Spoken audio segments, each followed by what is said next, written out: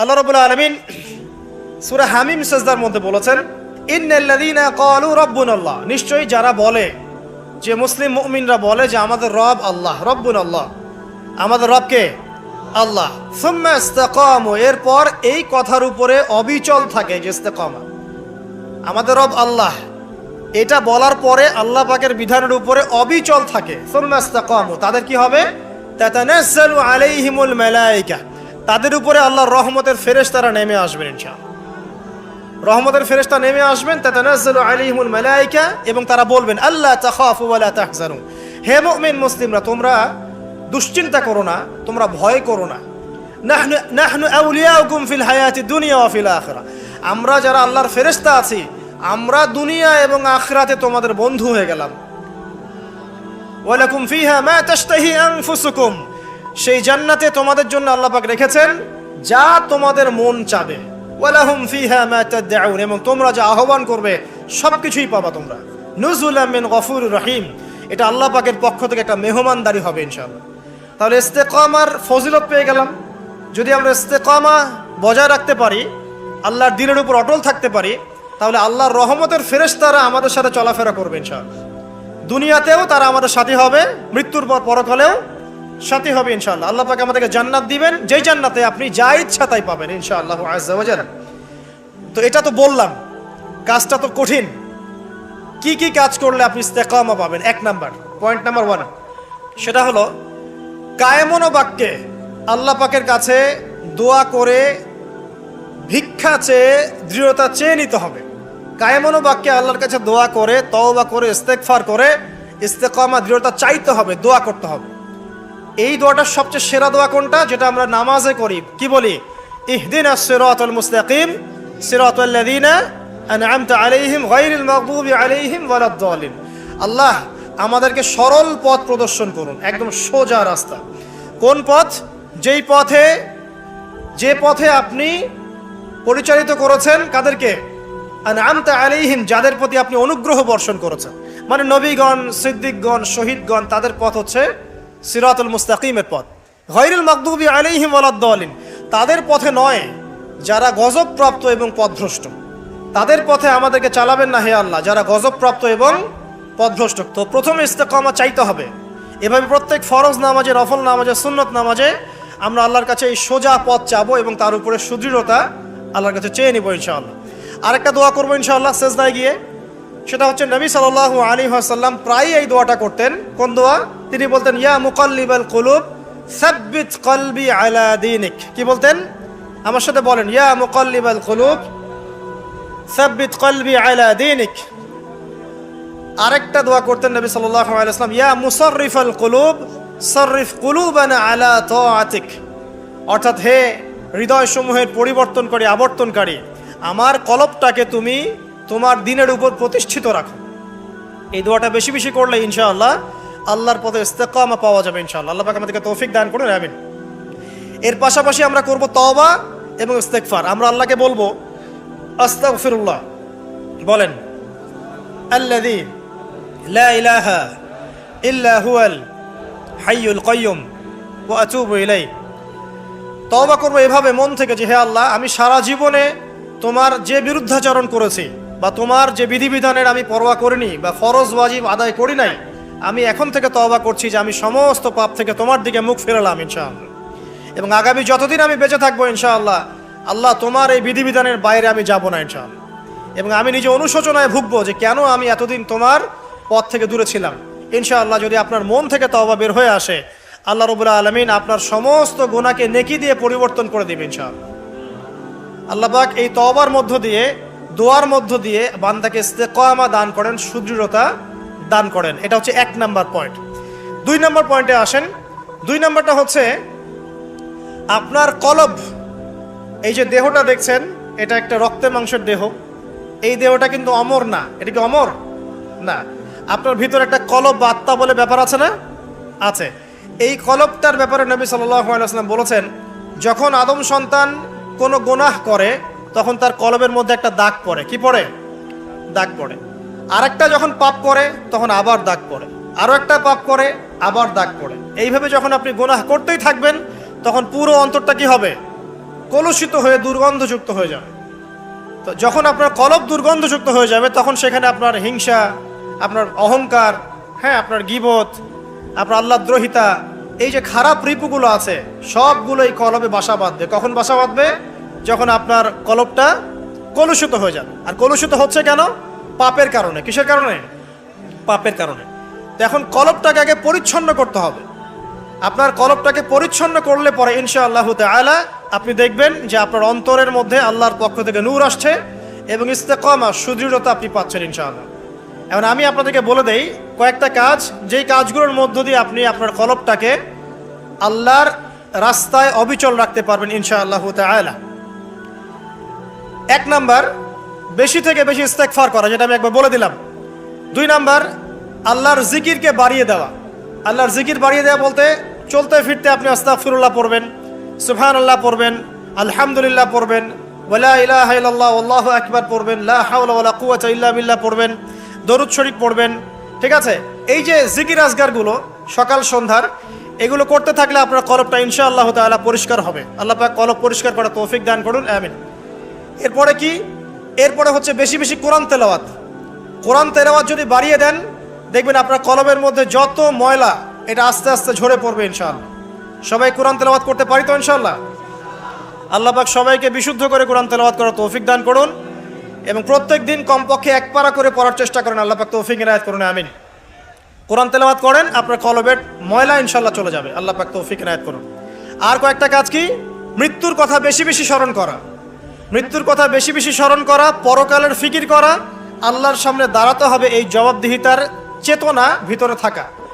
বেশি বেশি কবর জিয়ারত করেন, মৃত্যুর কথা ফিকির করেন, পরকালীন চিন্তা করেন। আপনার কলবের মধ্যে যে নোংরা কলুষতাগুলো আছে ইনশাআল্লাহ তাআলা এগুলো দূরীভূত হয়ে যাবে ইনশাআল্লাহ। আল্লাহ পাক তৌফিক দান করুন, আমিন। যখন কলবটা পরিষ্কার হবে তখন আপনি কি করবেন? ইস্তেকামা পাবেন, আল্লাহ পাকের রাস্তায় দৃঢ়তা পাবেন ইনশাআল্লাহ।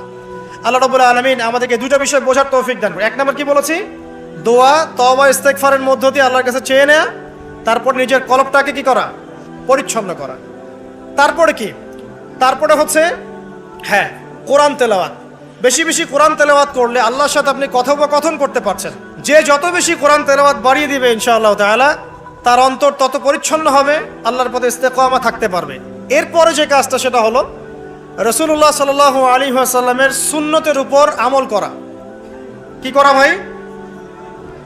রাসূলের সুন্নতের উপরে আমল করা।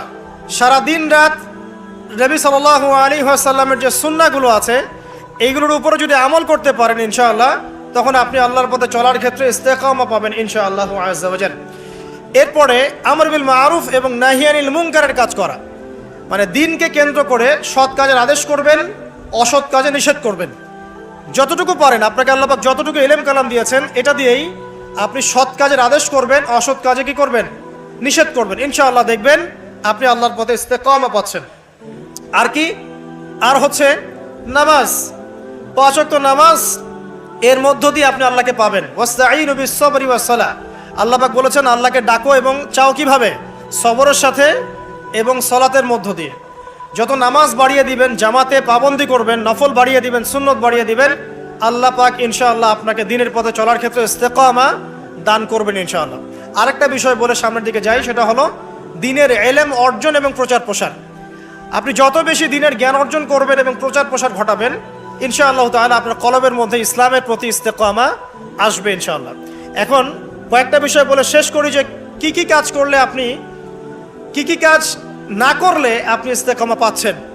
তার মধ্যে প্রথমটা হচ্ছে শিরিক না করা। যদি আপনি শিরিক করেন ইস্তেকামা পাবেন না। যদি আপনার আমলনামায় শিরকের পাপ থাকে আপনি ইস্তেকামা অর্জন করতে পারবেন না। আর আমরা বারবার বলেছি যে মুসলিমরা এখন কথায় শিরিক করছে, কাজে শিরিক করছে এবং মুসলিমরা এখন আকীদার মধ্যেও শিরিক করছে। কথায়, কাজ এবং আকীদার শিরিকের এই ক্লাসিফিকেশনগুলো জানতে হলে কিতাবুত তাওহীদ নামে একটা বই আছে, এই বইটা পড়লে ইনশাআল্লাহ জানতে পারবেন। আল্লাহ পাক তৌফিক ইনায়াত করুন, আমিন।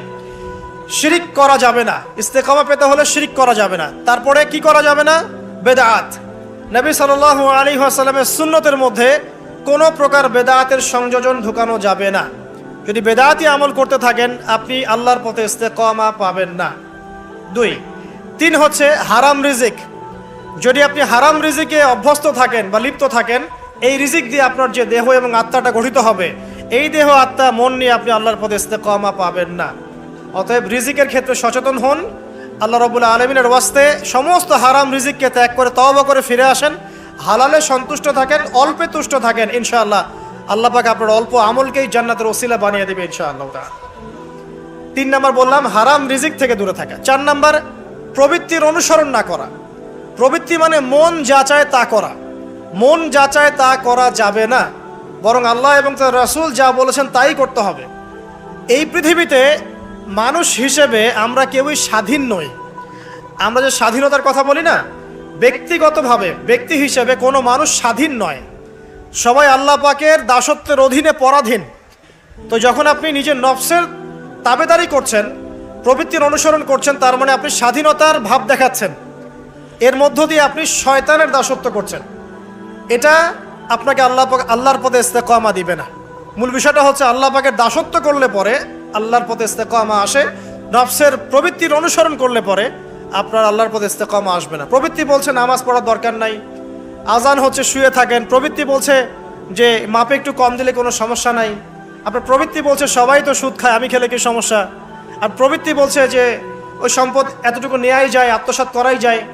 ঠিক আছে, তো এই যে প্রবৃত্তির কথাগুলো, প্রবৃত্তি বলছে পর্দা করার দরকার নাই, ফ্যাশন করে চলবো।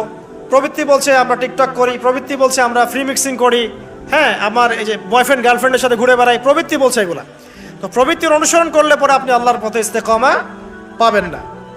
আর কি? আর হচ্ছে দিনের জ্ঞানের অজ্ঞতা। দিনের ক্ষেত্রে জ্ঞানের অজ্ঞতা থাকলে আপনি আল্লাহর পথে ইস্তেকামা পাচ্ছেন না। আরেকটা বড় বিষয় আছে, সেটা হলো যে আল্লাহ পাকের দিনটাকে মহব্বত না করা, আল্লাহর দিনকে মহব্বত না করা এবং দিনটাকে এগিয়ে নেওয়ার ফিকির যাদের মধ্যে নাই, তারা আল্লাহ পাকের রাস্তায় ইস্তেকামা পাবে না।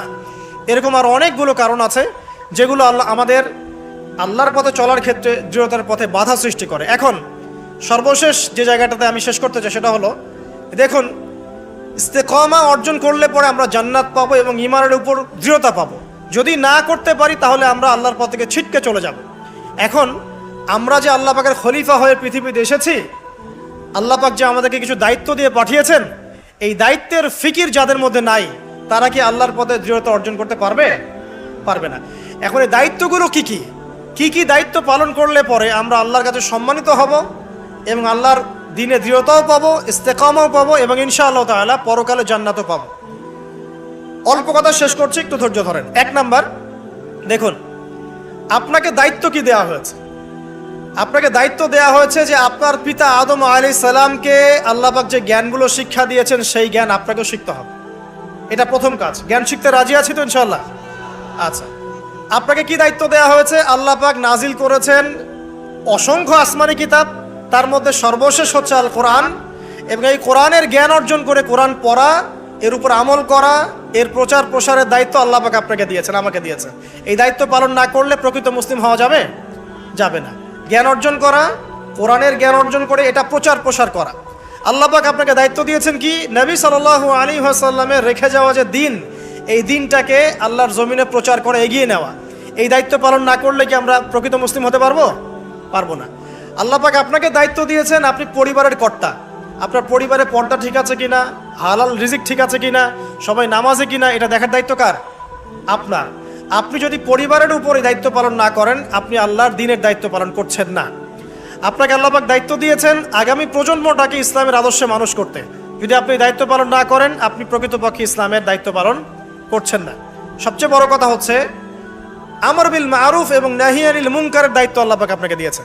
সৎ কাজের আদেশ করা, অসৎ কাজে নিষেধ করার দায়িত্ব আল্লাহ পাক আপনাকে আমাকে দিয়েছেন। যদি এই দায়িত্ব পালন না করি, আমরা আল্লাহর কাছে ইস্তেকামা পাবো না এবং আল্লাহর জমিনে দ্বীনও প্রতিষ্ঠিত হবে না এবং আমরাও আল্লাহর কাছে সম্মানিত হতে পারবো না। আল্লাহ রাব্বুল আলামিন আমাদের সবাইকে এই দায়িত্বগুলো পালন করার তৌফিক দান করুন, দ্বীনের উপর ইস্তেকামা অর্জন করার তৌফিক দান করুন এবং যে কাজগুলো করলে পরে দৃঢ়তা পাওয়া যাবে সেগুলো করার তৌফিক দান করুন। যে কাজগুলো করলে দৃঢ়তা থেকে ছিটকে যাব সেগুলো থেকে আল্লাহ পাক আমাদেরকে বাঁচিয়ে রাখুন, আমিন। সর্বশেষ কথা হচ্ছে প্রিয় ভাইয়েরা, যে আমরা সবাই আজকে থেকে নিয়াত করি যে আমরা আজকে তওবা করলাম, জীবনে যত ভুল ত্রুটি করেছে আল্লাহ যেন মাফ করে দেন এবং আজকের পর থেকে আমরা আল্লাহর বিধানের বাইরে যাব না ইনশাআল্লাহ। যারা নামাজ ছেড়ে দিয়েছে আজকে থেকে নামাজি হয়ে যাব ইনশাআল্লাহ। যারা নামাজ কাজা করেছি নামাজ কাজা আদায় করে দেবো ইনশাআল্লাহ। যারা কোরআন তেলাওয়াত করি নাই, শিখি নাই, আজকে থেকে নিয়াত করব শিখবো ইনশাআল্লাহ। যারা কোরআন তেলাওয়াত করা জানি, প্রতিদিন এক পারা করে পড়বো ইনশাআল্লাহ। যারা সুন্নতের উপর আমল করছি, করার ক্ষেত্রে আমরা হেয়ালিপনা করছি, শক্ত করে নবীর সুন্নত আঁকড়ে ধরবো ইনশাআল্লাহ। দাড়ি রাখেন নাই, দাড়ি ছেড়ে দিবেন ইনশাআল্লাহ। টাকনুর নিচে কাপড় পরছেন, কাপড় উঠিয়ে নেবেন ইনশাআল্লাহ। যারা পর্দা করি নাই, আজকে নিয়াত করবো যে আজকের বাসায় গিয়ে আমরা পর্দা করা শুরু করবো ইনশাআল্লাহ তাআলা। জীবনে যত গুনাহ করেছি, এই সমস্ত গুনাহ থেকে আল্লাহর কাছে আমরা তওবা করব এবং ঈমান, আকীদা, আমলের উপরে আল্লাহর কাছে দৃঢ়তা প্রার্থনা করে নেব ইনশাআল্লাহ। আবারও বলছি, আল্লাহুম্মা ইহদিনা সিরাতাল মুস্তাকিম, ইয়া মুকাল্লিবাল কুলুব সাব্বিত কুলুবানা আলা তাআতিক, ইয়া মুসাররিফাল কুলুব সাররিফ কুলুবানা আলা দীনিক। আল্লাহ সুবহানাহু ওয়া তাআলা আদম আলাইহিস সালামকে পৃথিবীতে কি হিসেবে পাঠিয়েছেন ভাই? খলিফা হিসেবে। আমরা বলছিলাম যে খলিফা কাকে বলে, খলিফা কাকে বলে, এটা আমাদের প্রশ্ন ছিল আপনাদের উদ্দেশ্যে। আপনারাই বলেন, আল্লাহর খলিফা কাকে বলে? আল্লাহর প্রতিনিধি। মাশাআল্লাহ। পৃথিবীতে যে ব্যক্তি আল্লাহ পাকের বিধিবিধানগুলো মেনে চলে, সে আল্লাহর খলিফা কিনা? আর দুনিয়াতে যে ব্যক্তি আল্লাহর বিধিবিধান মেনে চলে না, সে কি আল্লাহর খলিফা? সে কার খলিফা? শয়তানের খলিফা। বুঝতে পারছেন? খলিফার একটা সংজ্ঞা আল্লাহ পাক দিয়েছেন সূরা সদের মধ্যে। কোন সূরায়? সূরা সদ। আল্লাহ পাক বলছেন, একটা কথা বলে রাখি যে আল্লাহ পাক আদম আলাইহিস সালাম ছাড়াও আরো একজন নবীকে কিন্তু খলিফা বলেছেন। সেই নবীর নাম কি? দাউদ আলাইহিস সালাম। মাশাআল্লাহ। আল্লাহ পাক দাউদ আলাইহিস সালাম সম্পর্কে বলছেন, ইয়া দাউদ, হে দাউদ, ইন্না জাআলনাকা খলিফাতান ফিল আরদ, নিশ্চয়ই আমি তোমাকে পৃথিবীতে আমার খলিফা করেছি। কাকে করেছেন? দাউদ আলাইহিস সালামকে। আপনার কাজ কি? ফাহকুম বাইনান নাসি বিল হক, দাউদ তোমার কাজ হচ্ছে মানুষের মাঝে হকের মানদণ্ডে বিচার ফয়সালা করবে। মানুষের মাঝে হকের মানদণ্ডে বিচার ফয়সালা করবে। ফাহকুম বাইনান নাসি বিল হক ওয়ালা তাত্তাবিউল হাওয়া, এবং তোমার মন গড়া প্রবৃত্তির অনুসরণ করবে না। ইন্নাল্লাযীনা ইউদিল্লুনা আন সাবিলিল্লাহ লাহুম আযাবুন শাদীদ বিমা নাসু ইয়াউমাল হিসাব। আল্লাহ পাক বলছেন, হে দাউদ, আমি তোমাকে পৃথিবীতে আমার খলিফা করেছি, তোমার কাজ হচ্ছে মানুষের মাঝে হকের মানদণ্ডে বিচার ফয়সালা করা এবং প্রবৃত্তির অনুসরণ তুমি করো না। নিশ্চয়ই যারা প্রবৃত্তির অনুসরণ করেছে তারা আল্লাহ পাকের সরল পথ থেকে বিচ্যুত হয়ে গেছে। আর যারা আল্লাহ পাকের সরল পথ থেকে বিচ্যুত হয়ে যাবে, তাদের জন্য কিয়ামতের মাঠে যন্ত্রণাদায়ক শাস্তি অপেক্ষা করছে। ঠিক আছে? এখন এখানে দেখেন, আল্লাহ পাক দাউদ আলাইহিস সালামকেও খলিফা বলেছেন এবং আদম আলাইহিস সালামকেও খলিফা বলেছেন। তো এই দুইজনের দায়িত্ব কি? পৃথিবীতে এসে আল্লাহ পাকের বিধিবিধান মেনে চলা এবং মানুষের মাঝে আল্লাহর বিধান অনুযায়ী ফয়সালা করা। এই হলো খলিফার কাজ। যদি এখন পৃথিবীতে এসে আমরা আল্লাহর বিধানের পরোয়া না করি এবং আল্লাহর বিধান দ্বারা আমরা মানুষের মাঝে বিচার ফয়সালা না করি, আমরা আর আল্লাহর খলিফা থাকছি না। কথা ঠিক আছে? এখন আদম আলাইহিস সালামকে পরীক্ষা করা হলো, তাকে জ্ঞান শিক্ষা দেওয়া হলো, তার বুকের বাপ পাঁজরের হাট থেকে তার স্ত্রীকে সৃষ্টি করা হয়েছে, জান্নাতে রাখা হয়েছে। জান্নাতে রেখে দেওয়ার পরে আল্লাহ পাক ফেরেশতাদেরকে দিয়ে আগে সেজদাও করিয়েছেন। একজন সেজদা করে নাই, তার নাম কি? ইবলিস। শয়তান সেজদা না করার কারণে আল্লাহ পাক তাকে জিজ্ঞাসা করেছেন যে তুমি মা মানাআকা আন তাসজুদ ইয আমারতুক, তোমাকে কিসে নিষেধ করলো আদমকে সেজদা করতে যখন আমি আদেশ করলাম? শয়তান যুক্তি দিচ্ছিল, খলাকতানি মিন নার ওয়া খলাকতাহু মিন তিন, আমাকে সৃষ্টি করেছেন হে আল্লাহ আপনি আগুন দিয়ে, আর আদমকে সৃষ্টি করেছেন কি দিয়ে? মাটি দিয়ে। তো আমি আগুনের তৈরি, আদম মাটির তৈরি, আমি আদমের চাইতে বেশি সুপিরিয়র। এটা যুক্তি ছিল কার? শয়তানের। মানে শয়তান বোঝাতে চাচ্ছে যে আল্লাহ আপনি যে আমাকে বলছেন যে আদমকে সেজদা করো, আদম তো মাটির তৈরি, আমি তো আগুনের তৈরি, তাহলে আমি কেন ওকে সেজদা করব? বরং আপনি ভুল বলছেন। শয়তানের বক্তব্যটা এমন যে আপনার বক্তব্য ভুল, হে আল্লাহ আমি ঠিক। নাউজুবিল্লাহ। এই অহংকার করার কারণে, আল্লাহ পাকের বিধানটাকে অমান্য করার কারণে আল্লাহ রাব্বুল আলামিন তাকে চিরস্থায়ী কি করলেন? জাহান্নামে করলেন। এখন আদমকে পথভ্রষ্ট করার জন্য আলাইহিস সালাম শয়তান কিন্তু চ্যালেঞ্জও করেছিল, করে নাই? শয়তান চ্যালেঞ্জ করছে। কি চ্যালেঞ্জ করছে? যে ইয়া রব্বি আনজিরনি ইলা ইয়াউমি ইউবআসুন, হে আল্লাহ আমাকে কিয়ামত দিবস পর্যন্ত সময় দেন, হায়াত দেন। ফাবিমা আগওয়াইতানি, যে আদমের কারণে আপনি আমাকে আজকে তাড়িয়ে দিলেন জান্নাত থেকে, লা আকুউদান্না লাহুম সিরাতাকাল মুস্তাকিম, আমি সেই আদমের সরল পথে ওত পেতে বসে থাকবো। এটা কার চ্যালেঞ্জ? আলোচনা খুব ভালো করে বোঝেন, এটা কার চ্যালেঞ্জ? শয়তানের চ্যালেঞ্জ। শয়তান চ্যালেঞ্জ করলো, আরো চ্যালেঞ্জ করলো। কি চ্যালেঞ্জ?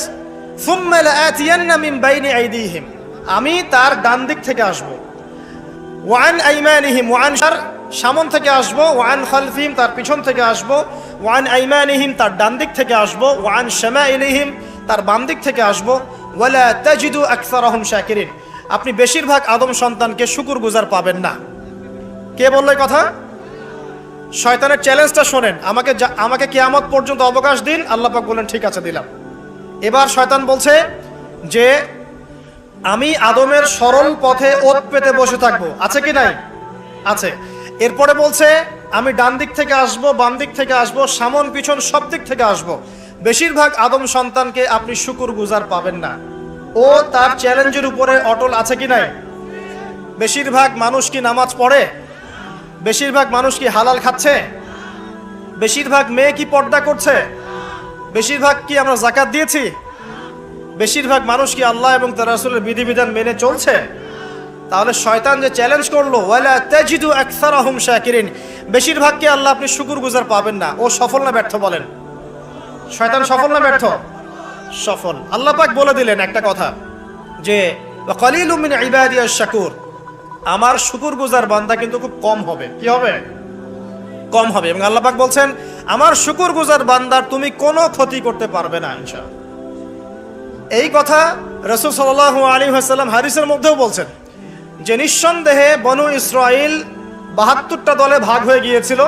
ওয়া তাফতারিকু উম্মতি আলা 73 মিল্লাহ, আর আমার এই উম্মতে মুহাম্মাদি ভাগ হয়ে যাবে ৭৩টা দলে। কয়টা দলে?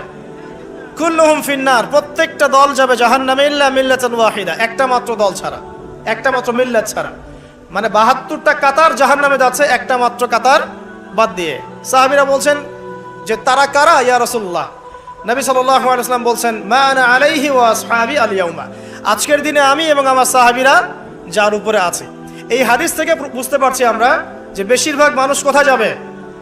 জাহান্নামে যাবে। আরেকটা আয়াত দিয়ে প্রমাণ করে সামনে যাই।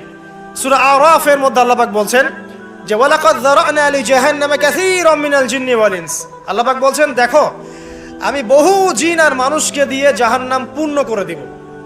প্রচুর জিন, প্রচুর মানুষকে দিয়ে আমি জাহান্নাম পূর্ণ করে দিব। কত? সংখ্যাটা কেমন হবে? সহিহ বুখারী একটা হাদিসে পাওয়া যায় যে প্রত্যেক ১,৯৯৯ জন জাহান্নামে যাবেন। আউযুবিল্লাহ।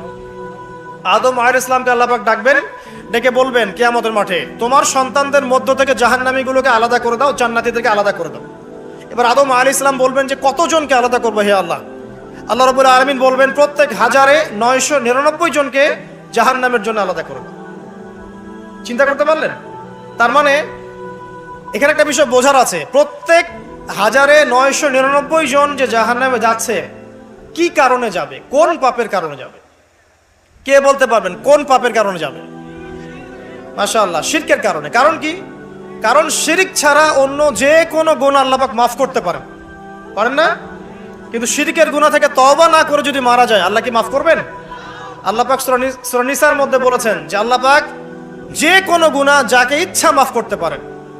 যে কোনো গুনাহ, আপনি চুরি করেছেন আল্লাহ চাইলে মাফ করতে পারেন, জিনা করেছেন তওবা করলে আল্লাহ পাক মাফ করতে পারেন, আপনি নামাজ পড়েন নাই তওবা করেছেন আল্লাহ চাইলে মাফ করতে পারেন, যাকাত দেন নাই মাফ করতে পারেন, আপনি সুদ খেয়েছেন তারপরেও তওবা করলে আল্লাহ পাক মাফ করতে পারেন। কিন্তু শিরক করেছেন, বিনা তওবায় মারা গেছেন, আমল নামে শিরকের পাপ আছে, আল্লাহ পাক মাফ করবেন না এমনটাই বলেছে। বরং আল্লাহ পাক বলছেন যে হে আদম সন্তান, তুমি যদি আমার সামনে আসমান জমিন সমান গুনাহ নিয়ে হাজির হও, মানে গুনাহ তোমার আসমান এবং জমিনের সমান হয়ে গেছে কিন্তু তোমার আমল নামায় কোনো শিরকের পাপ নাই, তাহলে আমি তোমার সামনে আসমান জমিন সমান ক্ষমা নিয়ে হাজির হব। তার মানে বুঝতে পারলাম যে শিরকের পাপটা আল্লাহ পাক মাফ করছেন না, অন্য যে কোনো পাপ যাকে ইচ্ছা মাফ করতে পারে। তাহলে এই যে এতগুলো মানুষ যে জাহান্নামে যাচ্ছে, তাহলে তাদের আমল নামায় কোন পাপ থাকতে পারে? বুঝতে পারছেন না এবার? তাহলে তাদের আমল নামায় নিঃসন্দেহে শিরকের পাপ আছে।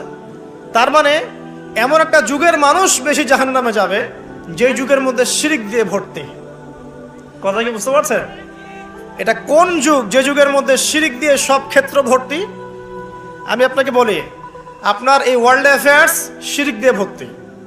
আপনার এডুকেশন সিস্টেমের মধ্যে শিরক আছে, আপনার ইকোনমিক সিস্টেম এর মধ্যে শিরক আছে, এমনকি মুসলিমরা এখন ধর্মের মধ্যেও শিরক করছে। পড়াশোনা বলেন, অর্থনীতি বলেন, জিওপলিটিক্স বলেন, সমাজ বলেন, ধর্মতাত্ত্বিক দর্শনগুলো বলেন, এগুলো এখন শিরক দিয়ে ভর্তি। কোথায় কোথায় শিরক আছে এটা ব্যাখ্যা করতে গেলে সারা রাত চলে যাবে। শুধু এতটুকু বলে দিলাম, এই বিশ্বটা এখন শিরকি বিশ্ব চলছে।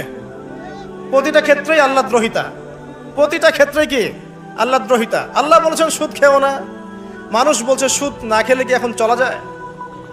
আল্লাহ বলছেন মদ খাওয়া হারাম, মানুষ বলছে মদ খাওয়া হারাম কেন, এটা ব্যক্তি স্বাধীনতা। মানে এই যুগটা হচ্ছে আল্লাহদ্রোহিতার যুগ। আল্লাহ বলছেন ইকরা বিসমি রাব্বিকাল্লাযী খালাক, তুমি সেই জ্ঞান অর্জন করো যা তোমাকে আল্লাহ পর্যন্ত পৌঁছাবে। এখন আমরা সারা জীবন পড়াশোনা করছি, আল্লাহ খোদার নাম নাই। প্রতিটা ক্ষেত্র আল্লাহ পাক বলছেন ওয়া মান লাম ইয়াহকুম বিমা